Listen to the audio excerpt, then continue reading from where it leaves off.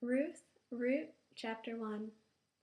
Back in the days when the judges were judging, at a time when there was a famine in the land, a certain man from Bethlehem went to live in the territory of Moab, he, his wife, and his 2 sons. The man's name was Elimelech, his wife's name was Naomi, and his 2 sons were named Machlon and Kilion. They were Ephraim from Bethlehem in Yehudah. They arrived in the plain of Moab and settled there. Elimelech, Naomi's husband, died, and she was left, she and her 2 sons.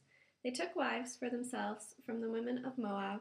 The name of the one was Orpah, and the name of the other was Ruth. They lived there for about 10 years.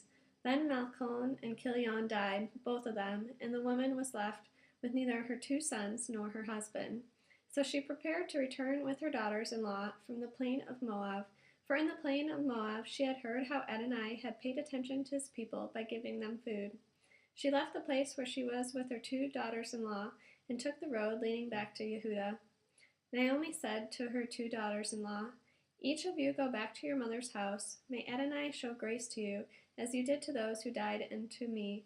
May Adonai grant you security in the home of a new husband." Then she kissed them, but they began weeping aloud. They said to her, "No, we want to return with you to your people."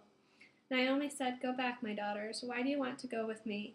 Do I still have sons in my womb who could become your husbands? Go back, my daughters, go your way, for I am too old to have a husband. Even if I were to stay, I still have hope. Even if I had a husband tonight and bore sons, would you wait for them until they grew up? Would you refuse to marry just for them? No, my daughters, on your behalf I feel very bitter that the hand of Adonai has gone out against me." Again they wept aloud. Then Orpah kissed her mother-in-law goodbye, but Ruth stuck with her. She said, "Look, your sister-in-law was gone back to her people and to her God. Go back after your sister-in-law."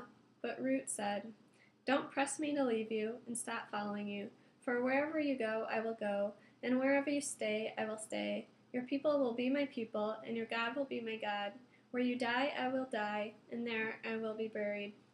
May Adonai bring terrible curses on me, and worse ones as well, if anything but death separates you and me." When Naomi saw that she was determined to go with her, she said no more to her. So the 2 of them went on until they came to Bethlehem. Where they arrived in Bethlehem, the whole city was stirred with excitement over them. The women asked, "Can this be Naomi?" "Don't call me Naomi, pleasant," she answered them. "Call me Mara, bitter, because Shaddai has made my life very bitter. I went out full, and Adonai has brought me back empty. Why call me Naomi? Adonai has testified against me. Shaddai has afflicted me." This is how Naomi returned with Ruth, the woman from Moab, her daughter-in-law, accompanying her from the plain of Moab. They arrived in Bethlehem at the beginning of the barley harvest.